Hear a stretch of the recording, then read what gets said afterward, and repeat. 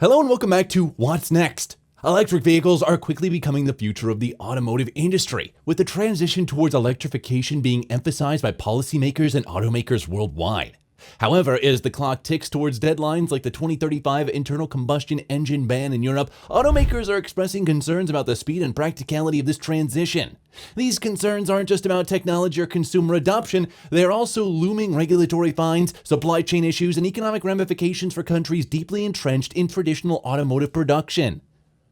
Automakers in Europe, in particular, are feeling the pressure. The European Union has implemented stringent carbon emissions targets for the auto industry, with some of these regulations starting as early as 2025.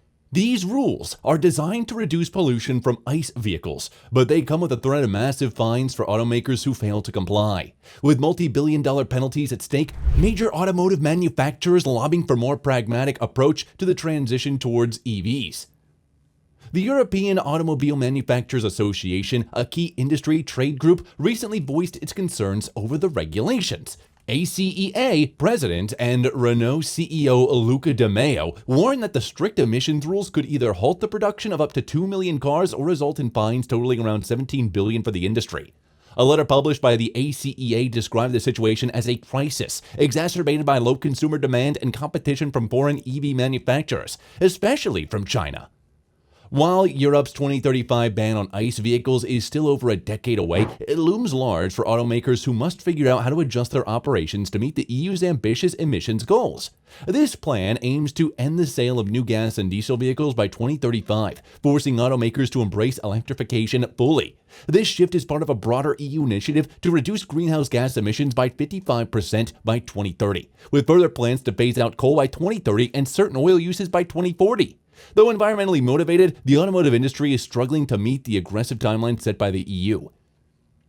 The crux of the issue, as voiced by automakers like BMW, Stellantis, and Volkswagen, is that the transition to EVs is outpacing the infrastructure and supply chains necessary to support it. Charging stations, for instance, are still insufficient in number, particularly in rural or less developed areas. Additionally, battery materials such as lithium, cobalt, and nickel are largely sourced from countries like China, raising concerns about dependency on foreign supply chains. These challenges are compounded by the cost of the transition, with both short and long-term goals feeling increasingly difficult to achieve. On the climate front, the EU goals are certainly noble, aiming to combat pollution and reduce Europe's carbon footprint. However, automakers argue that the rapid pace of the transition is unrealistic given the current state of infrastructure in the global supply chain. As a result, they are requesting more flexibility in meeting the emissions targets and avoiding potential economic fallout. With some adjustments, they warn the financial repercussions could ultimately be passed on to consumers, who may face higher vehicle prices as automakers scramble to meet regulatory requirements. Adding to the tension and the reaction of certain EU member countries, Italy, for example, has emerged as a vocal opponent of the 2035 ICE vehicle ban. Italian Prime Minister Giorgia Meloni has strongly criticized the EU's plan, calling it self-destructive. Her concern is that Italy's economy, which heavily relies on the automotive sector, could suffer greatly if gas-powered vehicles are banned. Italy is known for its iconic car brands like Ferrari, Maserati, and Lamborghini, luxury and high-performance vehicles that have traditionally relied on large, powerful engines. The country's automotive industry is deeply rooted in its cultural identity and is a significant part of its economy. Meloni argues that banning gas-powered cars would have serious repercussions for Italy's automotive industry, particularly in terms of job losses and economic disruption. The exotic car industry, which produces many of Italy's high-end vehicles, relies on a network of small specialized suppliers. A forced shift to electrification could potentially dismantle this entire sector, leading to widespread job loss and damaging Italy's economy. Even though Ferrari and other luxury automakers have begun to explore electrification, many in Italy's automotive sector remain wary of the impending ban. Despite these objections, it's unlikely that the EU will abandon its 2035 plan. However, Italy's stance highlights the economic challenges that some EU countries may face as they transition to EVs. Countries like Germany, which also has a significant automotive industry, may similarly feel the strain as they shift away from ICE vehicles. While the future of transportation may be electric, the road to that future is proving to be more complicated than initially anticipated. While European automakers grapple with the upcoming ICE ban and regulatory hurdles, there are also broader industry concerns related to the EV battery production and recycling. One of the major hurdles facing the EV market is the life cycle of the batteries themselves. Most automakers have focused on getting EVs onto the road, but few have addressed what happens to the batteries once they reach the end of their useful life. This is where companies like Redwood Materials, founded by former Tesla CTO J.B. Straubel, are stepping in. Redwood has partnered with BMW to tackle the issue of EV battery recycling. The partnership aims to create a more sustainable supply chain by ensuring that old EV batteries don't end up in landfills. Instead, valuable metals like lithium, cobalt, and nickel will be reclaimed from these batteries and reintroduced into the supply chain.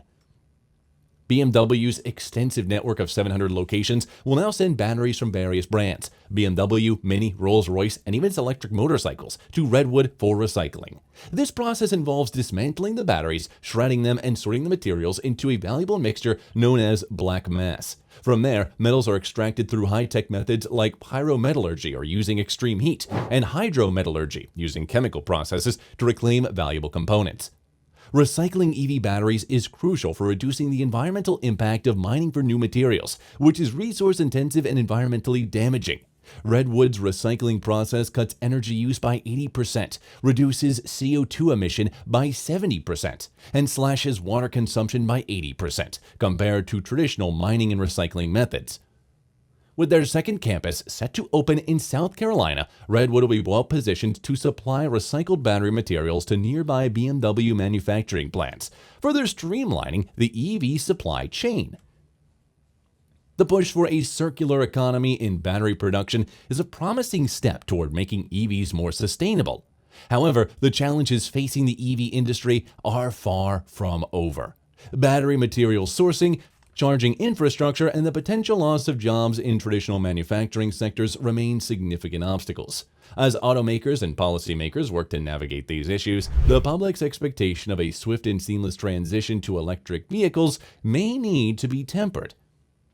So where does this leave the EV industry? Are automakers moving too quickly, or are they on the right pace? The answer is complex. On the one hand, the push for electrification is necessary to meet climate goals and reduce dependence on fossil fuels. On the other hand, the speed of the transition is outpacing the infrastructure and supply chain developments needed to support it.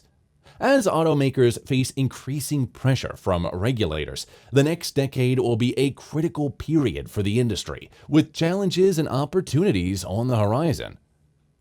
With the shift to EVs being inevitable, the journey will likely be a bumpy one.